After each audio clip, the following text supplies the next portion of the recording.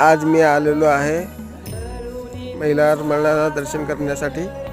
हे मंदिर आहे खानापूर येथे मैलार मल्लाचं येळकोट घे हे भालकी तालुक्यामध्ये येते।